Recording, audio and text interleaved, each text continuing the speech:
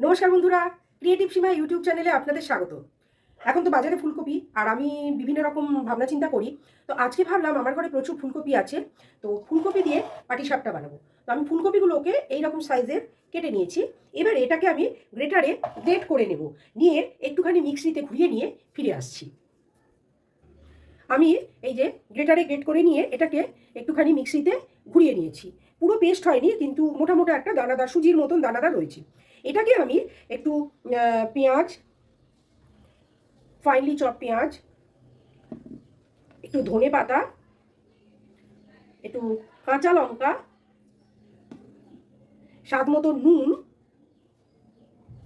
পরিমাণ মতন নুন, খুব বেশি দিলে কিন্তু খারাপ লাগবে, পরিমাণ মতন চিনি দেবো, তাহলে ব্যালেন্সটা ভালো হবে। পরিমাণ মতন চিনি,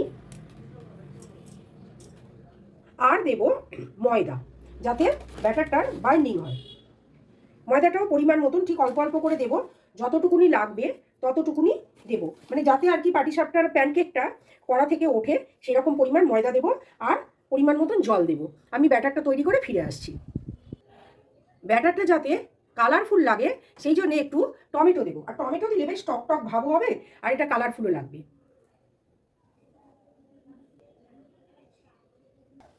আমার ব্যাটার রেডি। এবারে আমি যেটা করব, স্টাফিংটা তৈরি করব। স্টাফিংটা দেবো, যেহেতু এটা নোনতা সেহেতু আমি স্টাফিংটা চিংড়ি মাছের দেবো। আমি না এই যে ঘুষো চিংড়িগুলো কিনেছি বড়ার, এটাকে আমি মিক্সিতে পেস্ট করে নিয়ে ফিরে আসছি। আমার চিংড়ি মাছটা পেস্ট করা হয়ে গেছে, একদম দেখুন এই যে একদম পেস্ট হয়ে গেছে।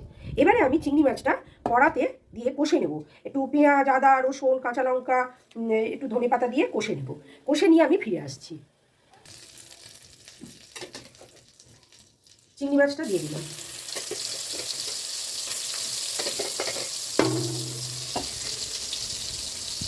বড়ার চিংড়ি ব্যবহার করার কারণ হচ্ছে আমাকে তো চিংড়ি মাছটা পেস্ট করতেই হবে, তাহলে শুধু শুধু কেন বড় চিংড়ি বেশি দাম দিয়ে কিনে করবো।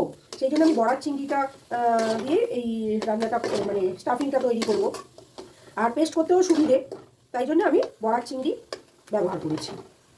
এবারে আমি এর মধ্যে কাঁচা লঙ্কা, আপনারা যে যেরকম ঝাল খাবেন, রসুন কুচো সমস্তটাই পরিমাণ মতন, পেঁয়াজ কুচো,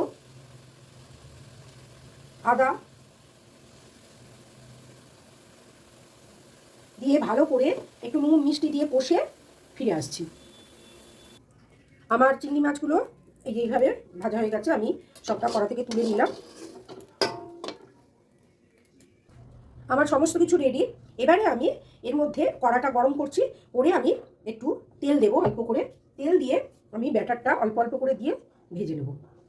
পাটিসাপটার যে প্যানকেক হয় সেই প্যানকেকগুলো তৈরি করব।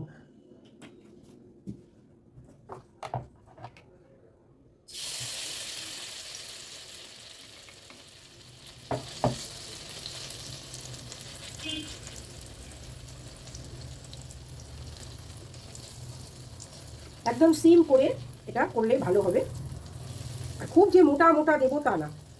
এটা তো ওই পাটি মানে আমরা যে পাটিসাপটা করি, যেটা মিষ্টি পাটিসাপটা, সেটার থেকে তো একদম আলাদা হবে, কারণ কি এটা ফুলকপি আছে, সেটা তো ওরকম পাতলা একদম সাদা হবে না। এটা ভাজা, যতক্ষণ না ভাজা হবে জিনিসটা ততক্ষণ কিন্তু কাঁচা থেকে যাবে, এটা তো শরীরের পক্ষেও খারাপ, যে জন্য এটা একটু কালারটা ভাজা ভাজা অন্যরকম লাগবে। তো এটা এক পিঠ হোক, আর এক পিঠ যখন উল্টাবো তখন আমি ফিরে আসবো।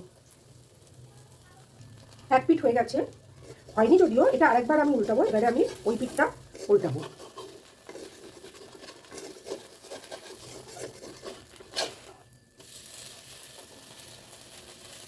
আর একটু হতো, যার জন্য এটা ভেঙে গেল। যাই হোক, পরেরগুলো ঠিকঠাক হবে। এবারে স্টাফিংটা দেব। এই যে চিংড়ি মাছটা,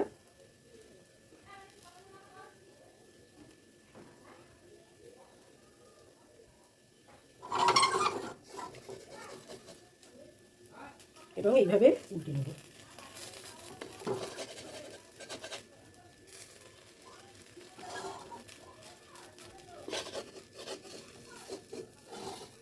পরপর আমি বাকিগুলো করে নিয়ে ফিরে আসছি।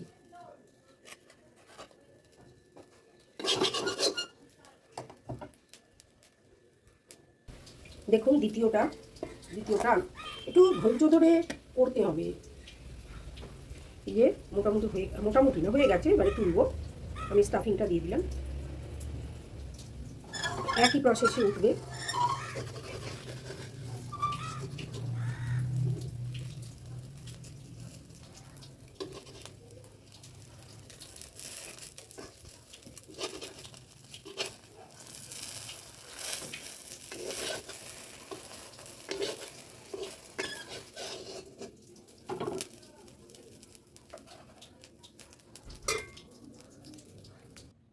তৈরি হয়ে গেল আমার ফুলকপির পাটিসাপটা, নোনতা পাটিসাপটা, যেটা স্টাফিং করা রয়েছে চিংড়ি মাছ দিয়ে।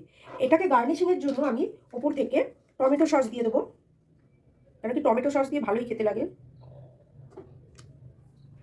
আর গার্নিশিংয়ের জন্য দেবো আমি ওপর থেকে স্প্রিঙ্কেল করে একটু কাঁচা লঙ্কা, একটু ধনেপাতা কুচো, আর কিছু দেওয়ার দরকার নেই।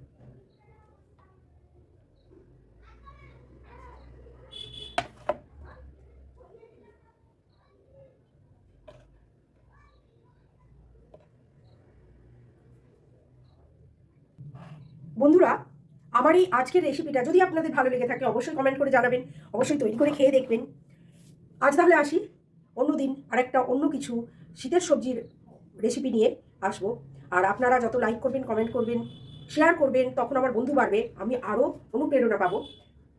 ভালো থাকবেন, সুস্থ থাকবেন, আনন্দে থাকবেন, আর মন প্রাণ খুলে হাসতে থাকবেন।